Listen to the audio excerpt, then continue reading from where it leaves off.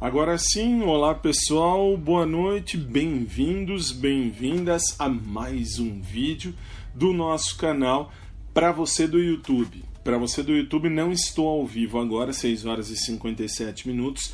Nas demais plataformas eu estou ao vivo em todas elas, inclusive no Spreaker.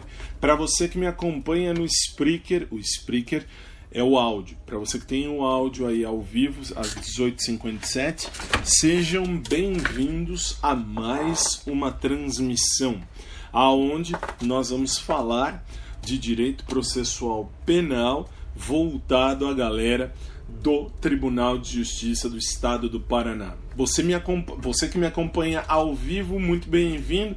Você que me ouve ao vivo, muito bem-vindo. Você do Periscope, do TumbLR, do Twitch, do YouNow, do Smashcast e do VK, bem-vindos, muito bem recebidos a esta transmissão que começa ao vivo. Professor, aonde eu acho você? Simples, vamos lá. Na sua tela, deixe-me colocar o meu site. Meu site vai aí à sua tela, www.fabiotadeu.net. Basta acessar ali e você terá o áudio da transmissão ao vivo em tempo real, direto do Spreaker. Lá no Spreaker não tem corte. Lá no Spreaker não tem nenhum tipo de queda. Também por isso estou lá. No audioblog eu estou também, só que vai depois. A transmissão só vai quando terminar. Por isso é legal, melhor assim, no ao vivo. Você quer acompanhar no momento, na hora que tá rolando, 18h59, você acompanha pelo Spreaker. Basta entrar no fabiotadeu.net e entrar no Spreaker. Meu aplicativo, basta você acessar o app.vc/Fabio_Tadeu_Rock, ROCCHI, ou ainda no seu celular, você pode entrar na lojinha do seu celular e baixar. Digita meu nome, Fábio Tadeu Rock, e aí você tem o aplicativo à sua disposição, basta acessá-lo. Você cai aqui, ok? Quanto custa? Professor, custa R$ 4,99. É isso? É isso, R$ 4,99 este agregador de conteúdo. Meu YouTube, onde você tem todo o conteúdo gratuito de todas as aulas, youtube.com/FabioTadeu, e todos os avisos e toda a minha vida está lá. E o Facebook, facebook.com/FabioTadeuRock, é a minha fanpage à sua disposição. WhatsApp 11 São Paulo 970265105, é uma linha exclusiva de WhatsApp. Não adianta ligar e falar quero falar com você, que não vai falar. Só vai mandar mensagem no WhatsApp e eu respondo. Demoro, mas respondo.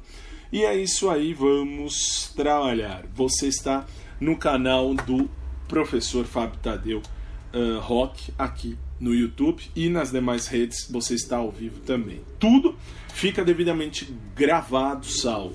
No Periscope eu não sei qual é o endereço ainda, não sei mesmo. Tá lá há 200 anos, passa quando eu tô aqui, tá passando agora no Periscope também. E é isso, e vamos lá. 7 horas, 1 minuto, vamos começar, vamos continuar a aula de ontem, para eu continuar te explicando o que vai cair na sua prova, você que é do TJ Paraná. Vamos lá, vamos ver se isso aqui entra. Entrou. Não foi.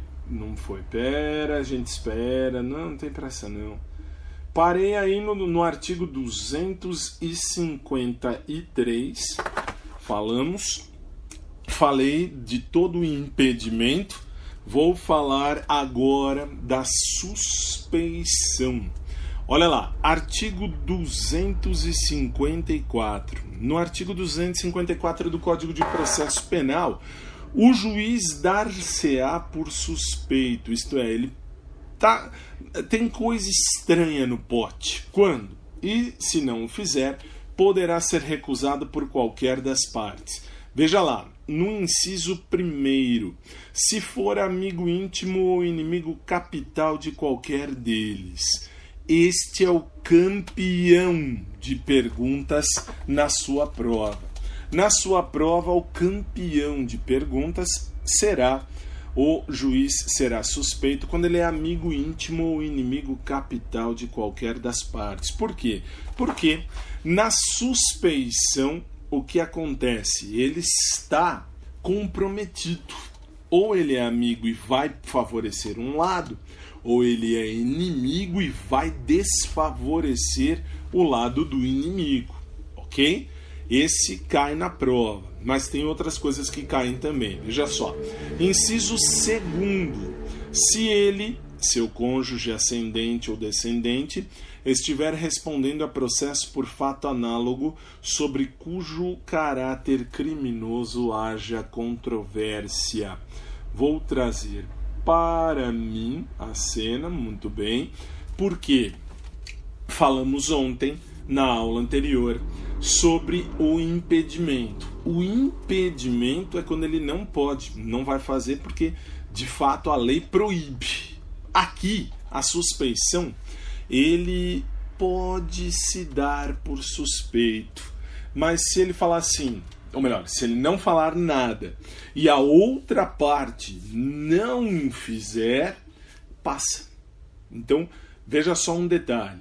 Falamos ontem que ele, juiz, o cônjuge, o ascendente, o descendente, o parente até o 3º grau, se estiver no processo ou se responder um fato análogo, isto é, se está respondendo um processo parecido, ele não pode participar do processo. Não pode. O juiz não pode ser juiz daquela situação. Não pode.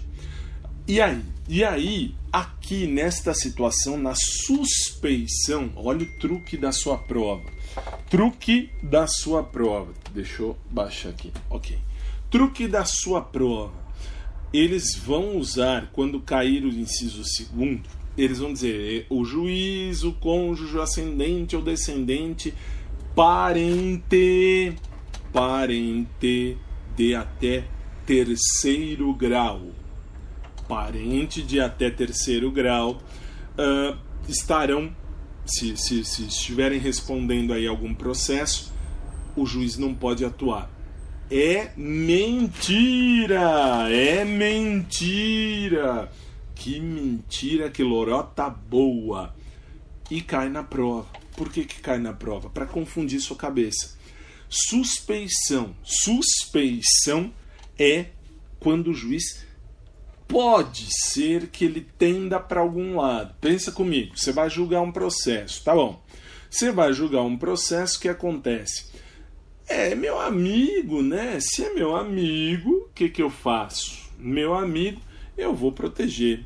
Aos amigos tudo, aos inimigos a lei. Não me lembro quem falava isso, mas falava. E aí ele é suspeito. Ele tem que fazer... Cuidado, o juiz tem que se dar por suspeito. O juiz precisa falar, eu sou suspeito, não posso julgar esse caso. É bom que faça. Por que é bom que faça?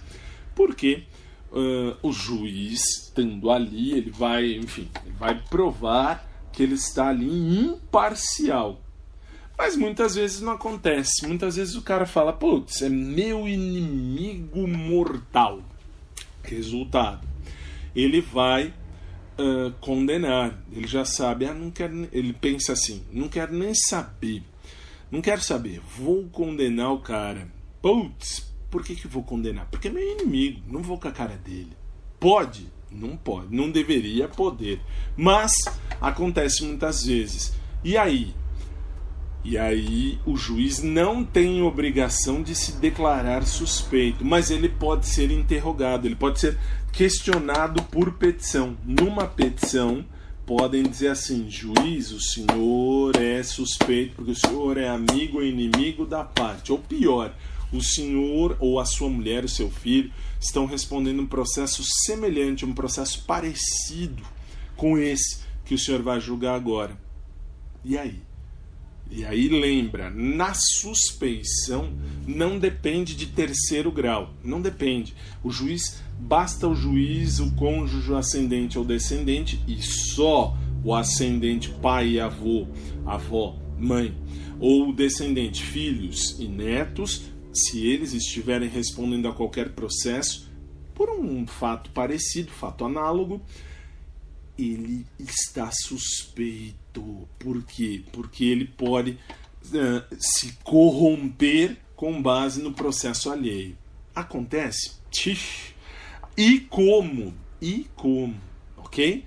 Então lembra que suspeição não cabe o terceiro grau. É só pai, mãe, avô, avó, filhos e netos. Se qualquer um desses estiver respondendo, o juiz não pode julgar um processo semelhante. Por exemplo, um processo, sei lá, tráfico de drogas. O juiz vai julgar um caso de tráfico de drogas e o filho do juiz está sendo processado também por tráfico de drogas. Putz, não pode. O juiz é suspeito. Beleza? Vamos seguir. Vou jogar na sua tela. Aliás, desculpe se está alto, mas enfim, para você do YouTube, para você dos vídeos, se estiver alto não é por mal, juro mesmo. É que, enfim, tenho que ajustar nesse novo método. Muito bem. Olha lá, agora, deixa eu trazer na tela aí. 4. Se tiver aconselhado qualquer das partes. E por favor, marca texto, grifa aqui o aconselhado. Se ele aconselhou, isto é, se ele deu qualquer tipo de comentário para a parte, para qualquer parte, se ele falou, olha, faz assim, não faz assado, conversou com alguma das partes, ele se tornou suspeito, isto é, ele pode estar maculando o processo. O juiz não pode ter contato com as partes no seguinte sentido: o juiz não pode, não deve, na verdade, se comunicar, a não ser, claro, no bom andamento processual. O aconselhar, se aconselhar mesmo, é chegar lá e falar, juiz, por favor, a parte chega e diz assim, juiz, por favor, olha, eu gostaria que o senhor falasse assim, o que o senhor faria se estivesse na minha pele? E o juiz diria, enfim, sei lá, faz assim, digita assado, cozido, frito. Se ele deu um palpite, ele manchou aquela situação, ele se tornou suspeito. A suspeição pode e vai comprometer o processo em qualquer momento. A suspeição é a qualquer tempo. O impedimento é só naquelas situações que nós falamos na aula anterior. Lembra? Professor, não me lembro, não tenho a mínima ideia. Ótimo, então o que eu te falo? Ouça a parte 14 daqui do TJ Paraná e você vai entender. Beleza? 5. Se for credor ou devedor, o tutor ou curador de qualquer das partes. Se o juiz for um credor, isto é, ele vai receber algum dinheiro da parte, ou se ele deve para alguma das partes, ou se ele toma conta de algum maior ou menor que não tem capacidade total civil para responder seus atos, ele não pode julgar aquele processo. E agora o principal. Qual é o principal? Cai na prova. Artigo 254, inciso 6. Se for sócio, acionista ou administrador de sociedade interessada no processo, e grifa, por favor, eu vou grifar também. Deixa eu pôr aqui a caneta vermelhinha, muito bem. Acionista, porque é o que cai na prova. O acionista vai cair na prova. Por quê? Aí, deixa eu trazer para mim a tela. Ok, olha só. Na prova, eles vão dizer que o juiz comprou ações de alguma empresa. E a empresa cometeu um crime dentro, lógico, da medida que nós estamos falando, dentro de um crime tributário, um crime fiscal, um crime ambiental. E aí, caiu na mão do juiz, é o juiz que vai julgar aquele caso. Putz, ele é acionista daquela empresa. Se ele julgar mal, a empresa vai mal, a empresa pode se ferrar. Putz, e aí, professor? E aí, o juiz está suspeito. Só que aí, esse é o X da questão da sua prova. Por quê? Porque aí, nesta circunstância, é o que cai na sua prova. Quando o juiz é acionista, quando ele tem um interesse direto financeiro, monetário naquela audiência, naquele processo, ele vai se declarar por suspeito, ele de ofício. E isso acontece. Na prova, eles podem dizer: o juiz deverá se declarar por suspeito quando ele for acionista de uma sociedade, de uma empresa, de uma fábrica, de uma firma. Ele não deverá, cuidado com isso, ele não deverá, ele apenas ele vai fazer. Por quê?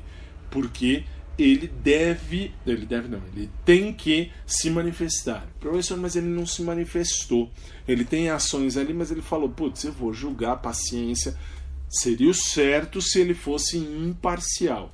Mas ele vai entrar pela parcialidade. Ele vai acabar caminhando para o lado parcial da história. E aí o processo está manchado. Ele precisa, ele não tem. Vamos arrumar isso aqui. Não é que ele tem. Ele, por ética, por certeza, pelo bom andamento processual, ele deve se declarar suspeito. Se ele não fizer, qualquer das partes pode recusar. Isto é, qualquer das partes pode chegar lá e falar, por escrito, por petição: juiz, o senhor é suspeito. E se ele fala: não sou suspeito, eu posso recorrer ao final. Mas isso não cai na prova. O que cai na prova é assim: o juiz vai se dar por suspeito. Quando a lei diz o juiz vai se dar por suspeito, o juiz vai se declarar, o juiz vai descrever: eu, juiz Fábio Tadeu Roque, não posso julgar esta causa, pois tenho amizade com a parte. Ou então ele nem diz pelo quê. Ele diz assim: eu, juiz Fábio Tadeu Roque, titular da vara tal, do fórum tal, me declaro suspeito para julgar o presente processo e encaminho para um outro juiz. Pode. Ele pode, não só pode como deve. Cuidado com isso. Ele deveria, na verdade, usando o verbo correto. Se ele não fizer, ele vai sofrer as consequências? Não. O processo estará manchado. Então eu posso, tecnicamente, se eu perder a questão, eu posso ir lá no fórum e recorrer ao final, ok? Mas a princípio ele pode, ele não deve, mas ele pode. No impedimento ele deve, porque se ele não fizer, o processo é nulo, de pleno direito, a partir do momento que ele foi suspeito, que ele foi impedido, que ele foi impedido de julgar aquela causa. Você vai entender pelos artigos da lei. Professor, eu tenho que estudar algum artigo em especial? Se eu estivesse na sua pele e se eu tivesse que fazer a prova do TJ Paraná, eu estudaria o 252 do Código de Processo Penal e o 254 também, de uma maneira mais amigável, de uma maneira assim mais tranquila, ouvindo as explicações minhas ou de qualquer colega de profissão. Para quê? Para você ter o melhor andamento na sua prova, porque é o que cai. Vamos seguir? Vamos ao artigo 255. Vamos lá. Aqui, Shift F5 na tela. Artigo 255, veja só. o impedimento ou a suspeição decorrente de parentesco por afinidade cessará pela dissolução do casamento que lhe tiver dado causa, salvo sobrevindo ascendentes. Até aí é importante. O resto não é, vamos ler o resto. Mas, ainda que dissolvido o casamento sem descendentes, não funcionará como juiz o sogro, o padrasto, o cunhado, o genro ou enteado de quem for parte no processo. Cuidado com um detalhe. Você está vendo aí na tela, se você estiver no vídeo. Professor, estou no áudio. Então você tem que entender assim, ó. Onde está lá, não funcionará como juiz o sogro, padrasto, cunhado, genro, enteado. Eu posso ler, não funcionará como juiz a sogra, a madrasta, a cunhada, a nora, a enteada de quem for parte no processo. Por que eu posso ler assim? Porque na Constituição Federal, homens e mulheres são iguais perante a lei, ok? Aí, deixa eu trazer para mim para eu te explicar um detalhe. Vamos lá. Ó, aí tem um detalhe importante para sua prova. Primeira parte da questão. O impedimento ou suspensão acaba. Quando? Quando dissolver o casamento. Você casou? Putz, casei, professor, legal. Ato contínuo do casamento é o pé na bunda.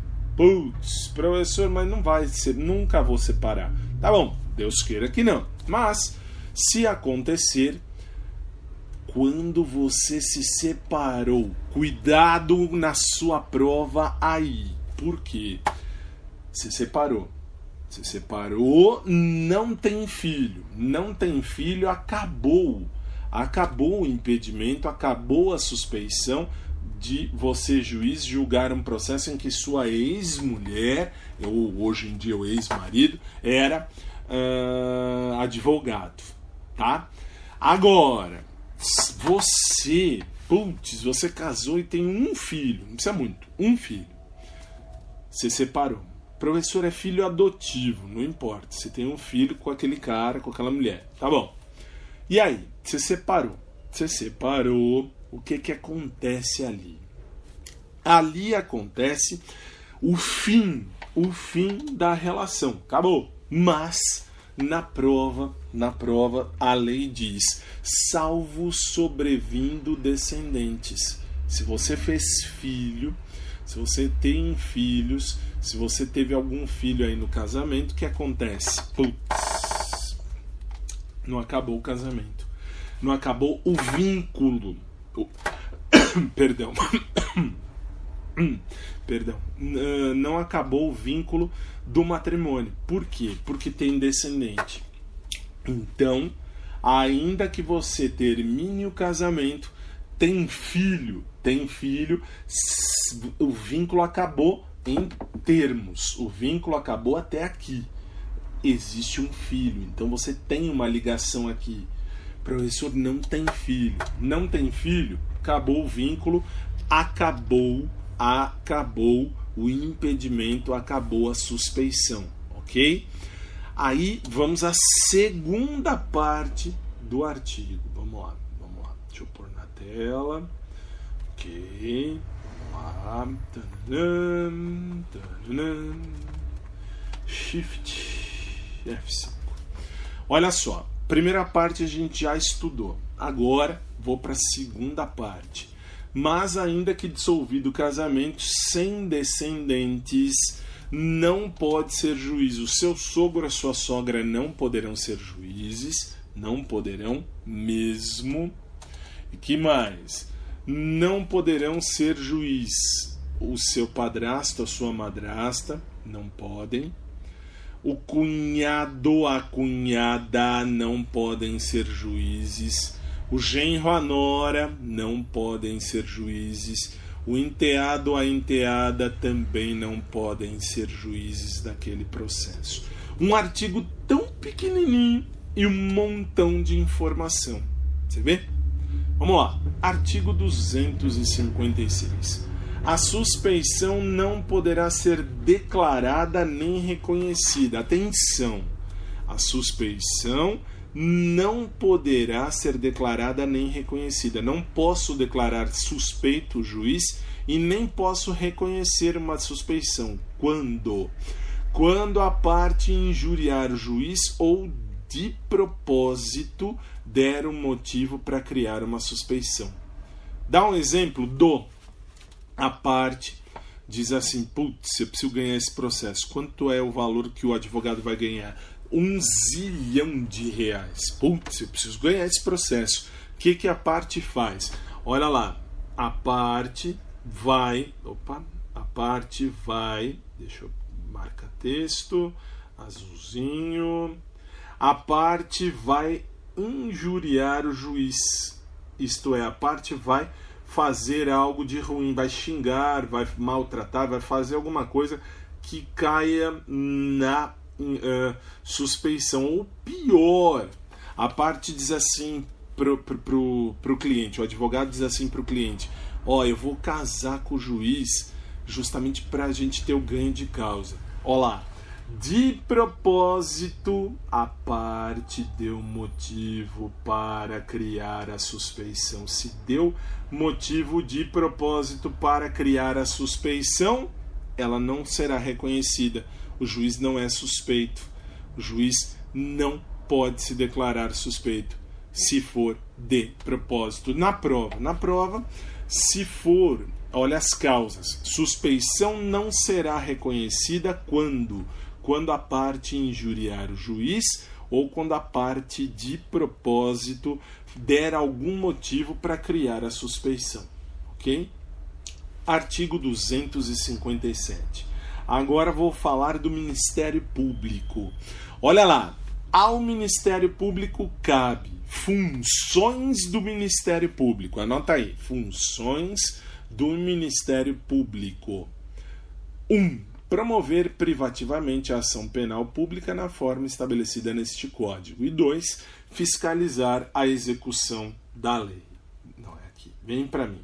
Olha lá, agora eu vou trazer a você uma questão de prova. Não que eu vou apresentar na tela a questão, não. Na tela vai vir a pessoa mais linda do mundo. Eu! Muito bem. Olha lá, qual é a pergunta que cai na sua prova? A pergunta que cai na sua prova é: funções do Ministério Público. 1. Promover a ação penal pública.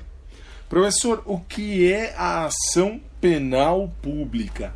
A ação penal pública é a ação de titularidade do Ministério Público, aquelas em que o Ministério Público tem que agir. Por exemplo, um homicídio. Por exemplo, casos de homicídio. Como assim casos assim? Vai lá o cara assaltou alguém, matou, tal. Tem um homicídio ali no meio. Latrocínio, roubo seguido de morte. Onde eu tenho um cadáver, por exemplo. Se eu tenho um cadáver, o Ministério Público tem que promover a ação penal pública. Sempre. Sempre. Mas, muitas vezes, o Ministério Público vai apenas ajudar. Lembra num dos casos lá atrás que nós falamos que o juiz manda para o Ministério Público olhar para depois o juiz tomar a frente? Então, aí a segunda função é a fiscalização da execução da lei, que é o inciso 2º do artigo 257. Mas aí, os filhos das putas dos examinadores vão te ferrar. Por que vão te ferrar? E eu vou te dizer. Porque eles vão te dar um caso, e vão falar que uma das funções do Ministério Público é ser o custos legis. Putz. Professor, eu não entendi. O que é custos legis? É o fiscalizador da execução da lei. É o Ministério Público vai fiscalizar o bom andamento da lei. Aquele que vai, é aquela parte que vai olhar se a lei está sendo aplicada de acordo com o que manda a lei. Como é que é o nome? Custos legis. Para você que me ouve apenas, C-U-S-T-U-S, custos L de lápis e G-I-S, leges, custos leges. Professor, eu estou te assistindo, então se você está me vendo, vou pôr na tela e vou escrever para você. Essa é uma pergunta assim, banal, fato, que vai estar na sua prova. Vamos lá, aqui embaixo, deixa eu colocar uma canetinha. Não, acho que eu vou pôr marca-texto. Marca-texto é melhor. Ó, não, vou pôr até aqui, ó. Vermelho. C-U-S-T-U-S-L-E-G-I-S. Duas palavras, custos leges. É isso que vai estar na sua prova. E vai estar certo. Porque o Ministério Público, sim, ele é o custos leges. Ele é aquele que fiscaliza a lei. É aquele que ajuda o juiz a aplicar a correta medida da lei. Ele vai verificar se a lei está sendo cumprida. E se estiver, beleza. Essa é a segunda grande função do Ministério Público, que está aí na sua tela para você que está vendo. Professor, estou ouvindo. Por favor, depois assista ao vídeo, ok? Fiscalizar a execução da lei. Ok. Artigo 258. Os órgãos do Ministério Público não funcionarão nos processos. Atenção, grifa, os órgãos do Ministério Público não funcionarão nos processos. Isto é, os órgãos, o Ministério Público não pode funcionar no processo, ele não pode participar. Os órgãos que eu estou dizendo assim, é a pessoa tal, é o promotor tal. Por quê? Porque o Ministério Público é composto de promotores. Um promotor não poderá ser promotor naquele processo quando, olha lá, em que o juiz ou qualquer das partes for seu cônjuge ou parente consanguíneo ou afim, em linha reta ou colateral até o terceiro grau, inclusive. Então, cuidado. Por quê?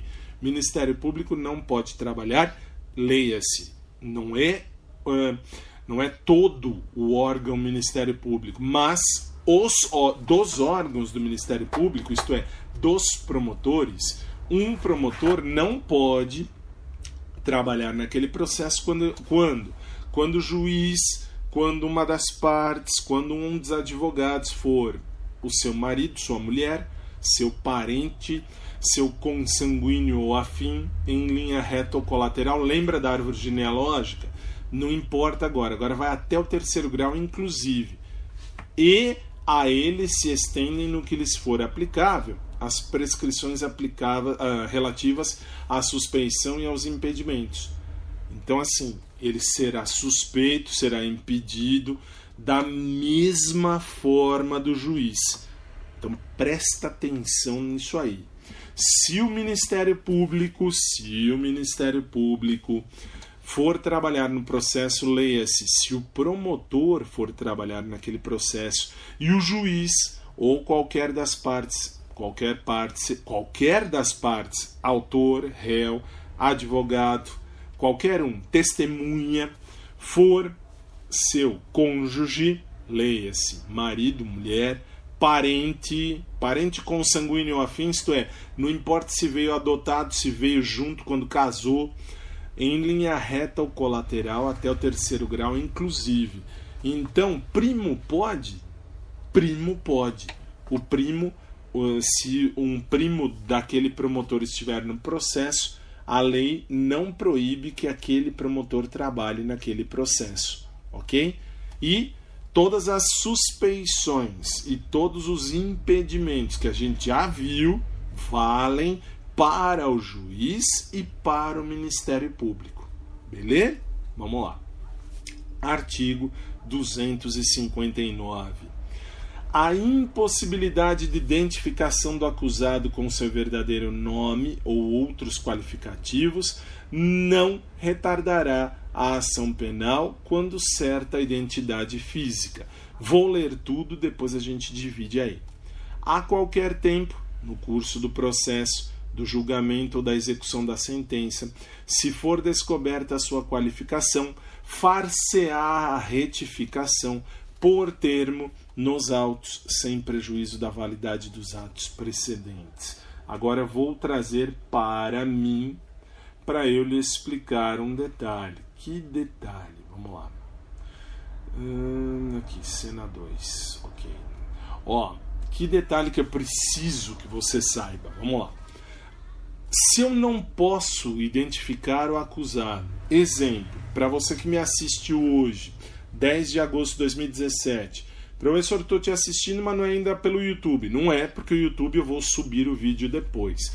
Mas pelo Periscope, você que está me vendo agora, por qualquer outra plataforma, pelo meu aplicativo, você viu, não sei se na sua cidade apareceu, que ontem, dia 9, à noite, entraram 2 bandidos num pet shop aqui em São Paulo, e mataram a dona do pet shop e acertaram um tiro no filho dela. Tá bom. Quem foi? Putz, nós não sabemos. Não sabia? Não, ninguém sabe. O que se faz? A polícia investiga. Posso demorar para fazer ação penal? Não, tem que fazer ação penal. O Ministério Público é titular da ação penal pública. Esta é uma ação penal pública. O que acontece? O Ministério Público vai ingressar com a sua ação penal do jeito que tem que ser, do jeito que manda a lei. E eu não tenho certeza da identidade física daquele cara, daqueles caras. E aí? O Ministério Público vai fazer a denúncia, vai dizer, olha, no dia tal, na rua tal, número tal, dentro daquele pet shop, o que aconteceu? Houve um crime, ele vai explicar tudo direitinho, e mataram a dona, tal, 121, homicídio, ou pior, latrocínio, roubo seguido de morte. E aí o juiz vai dar sequência para a ação. Não sei quem foi. Tudo bem, não tem problema. A ação penal não vai parar. Eu não tenho certa identidade física dos caras. Descobrimos. O processo já vai estar lá na frente. Falta uma audiência para o juiz dar a sentença e mandar prender os caras. Mas o professor não sabe quem é. Não tem problema. Descobrimos. Descobriu? Descobriu. A qualquer tempo, você viu aí no 259, a qualquer tempo no curso do processo do julgamento ou da execução da sentença. Então o juiz já mandou prender os caras. E eles descobriram, 4 meses depois do feito. Descobri a qualificação? Sim, descobri, eu sei quem é. É o fulano e é o Beltrano. Tá bom. Se eu descobrir, o que acontece? É isso que cai na sua prova. O que acontece? Acontece o ato de retificação. Ato de retificação. O que é retificar? É arrumar, é ajustar, é colocar em ordem, é pôr o ponto certo para aquela situação. E aí? E aí, sem prejuízo de qualquer ato processual. Já aconteceram os atos processuais. Já foi. Resultado. Se os atos processuais já acabaram, já acabou tudo, não tem problema. Eu volto lá embaixo, no começo, mas eu retifico. Eu faço uma petição, Ministério Público, faço uma petição dizendo, olha, o nome do autor é João da Silva. O nome do outro autor é Manuel da Silva. Tá bom. Se eu tenho os dois, o que acontece ali? Acontece a retificação dos autos. A retificação dos autos. A retificação da qualificação dos autores nos autos. Ok? Pode ser a qualquer tempo, sem problema nenhum. Vamos prosseguir. Já estou com 40 minutos. Jesus, como corre. Tempo voa, vamos lá. Artigo 260, olha lá. Se o acusado não atender a intimação para o interrogatório, já estou no interrogatório. Se o acusado não atender a intimação para o interrogatório, reconhecimento ou qualquer outro ato que sem ele não possa ser realizado, a autoridade poderá mandar conduzi-lo à sua presença. Só me interessa isso. Parágrafo único não interessa. E aí vem um detalhe da sua prova, que é uma coisa fantástica, que cai sempre e meio mundo erra. Professor, o que é? Me fala. Falo. Muita gente, quando cai na prova assim, o acusado não atendeu à intimação do juiz para a reconstituição do crime. O juiz pode mandar conduzi-lo à sua presença. O juiz pode dizer assim: mande a força policial lá para trazer o cara aqui de volta para fazer o ato de reconstituição do crime. Pode? Sim, pode. Por que pode? Porque no artigo 260 diz lá: se o acusado não atender a intimação para o interrogatório, o reconhecimento ou qualquer outro ato que sem ele não possa ser realizado. Como é que eu vou fazer uma reconstituição do crime sem o criminoso? Mas, professor, isso é produzir prova contra si mesmo. Tem essa corrente. Tem gente que acha que sim. Na prova você não vai pensar em nada. Na prova você não pensa. Na prova, se escrever lá: o acusado não atendeu à intimação do juiz para a reconstituição do crime. Resultado: o juiz, a autoridade, o juiz pode mandar que ele vá por força policial. Ok? Não esqueça. Vou avançar mais um tiquinho, que já está até além do que eu precisava para a parte 15, mas vamos lá. Na tela, muito bem. Artigo 261. Nenhum acusado, ainda que ausente ou foragido, será processado ou julgado sem o defensor. Esta é a parte mais importante do artigo. Nenhum acusado será processado ou julgado sem defensor. Mas o parágrafo único também tem a importância. Vamos ler. A defesa técnica, quando realizada por defensor público ou dativo, será sempre exercida através de uma manifestação fundamentada. E agora vou trazer para mim. Muito bem. O que você precisa saber? O que você tem que saber? Ninguém, absolutamente ninguém, pode ser julgado sem defensor. Nem processado, nem muito menos julgado. Isto é, tem alguma coisa rolando contra você, você tem que ter um defensor. Professor, mas eu não tenho dinheiro para pagar um advogado. Não tem problema. Pode haver um defensor público, lá da defensoria. Pode haver um defensor dativo. Dativo é para aquele caso, para aquele ato, para aquela situação. Dativo é um defensor dado pelo Estado. Para quê? Para te ajudar, para te proteger, para fazer a defesa técnica. Precisa? Sim, precisa. A lei diz: nenhum acusado será processado ou julgado sem defensor. Então, você, eu, todo mundo, nós precisamos, se tiver um problema, que nós somos os réus da ação, nós temos que ter um advogado. E o autor? O autor precisa de advogado? Nem sempre. GCRIM, Juizado Especial Criminal, se você já estudou comigo, você viu que tem situações que não precisa de advogado. Mas para o réu, nenhum acusado, nenhum réu pode ser julgado ou processado sem a presença do defensor.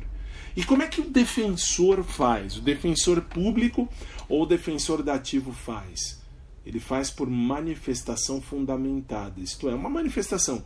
Ele pode negar, pode alegar tudo aquilo por negativa geral, fazer uma negativa geral, dizendo, ele vai alegar a negativa geral. O cliente não praticou nenhum ato do que é acusado. ponto final. Pode. Para o advogado dativo, para o defensor público, pode. Manifestação fundamentada. Se você vai no meu escritório, não tenho mais, mas se você fosse ao meu escritório e aí você votasse, se você participasse da ideia, olha, eu estou sendo processado, eu não poderia jamais, como advogado particular, fazer manifestação fundamentada. Isto é, não posso apenas fazer a negativa geral, eu tenho que fundamentar, mas eu tenho que ir ponto a ponto. Sempre a manifestação fundamentada. No caso do defensor público, a manifestação fundamentada são todos os artigos. Ele pode fazer a negativa geral de tudo. No caso do advogado particular, ele tem que fazer a manifestação fundamentada ponto a ponto. Se você tem 15 tópicos de petição ali, eu, advogado particular, tenho que fazer 15 tópicos de defesa. Ok? Vamos seguir, dá tempo. O canal é meu, faço como eu quero. Vamos para a tela, que eu já sei o que vem aí a seguir. Aqui, vamos lá. Artigo 262. Ao acusado menor, dar-se-á curador. Na prova, acusado menor, o menor tem curador. O menor tem curador, ok? O menor tem curador. Lembre disso, porque eles vão pôr ao acusado menor dar-se-á tutor. Tem diferença? Tem, mas eu vou falar isso mais pra frente. Não vou falar agora não. Eles vão colocar tutor, como você vê aí na tela. Aqui, ó. E aí tá errado. Ao acusado menor, nós vamos dar o curador. Lembra? Ó, ao acusado menor, você vai dar o curador. Muito bem. 263. Aqui eu tenho algumas observações para fazer. Olha lá. Se o acusado não tiver, ser-lhe-á nomeado defensor pelo juiz dativo. O juiz dá o advogado do Estado, o defensor dativo. Não tem o advogado, juiz. O juiz diz, então pega esse aqui, eu vou nomear o doutor Fábio Tadeu Roque para ser o seu advogado dativo. E eu tenho que atender essa nomeação. Eu não posso negar. A menos, claro, que tem alguns motivos lá da OAB, mas na prova, se o acusado não tem defensor, não tem advogado, ele tem o defensor nomeado pelo juiz, que é o defensor dativo. Mas aquele que tem o defensor dativo, ele tem o direito de a qualquer tempo, a todo tempo, nomear um outro de sua confiança ou até a si mesmo defender-se caso tenha habilitação. Isto é, se ele é advogado, se ele passou na prova da OAB, ele pode e ele vai se defender sozinho, ok? Tá aí em amarelo, artigo 263, ressalvado seu direito de a todo tempo nomear um outro de sua confiança ou a si mesmo defender-se caso tenha habilitação. Beleza? Olha lá, parágrafo único.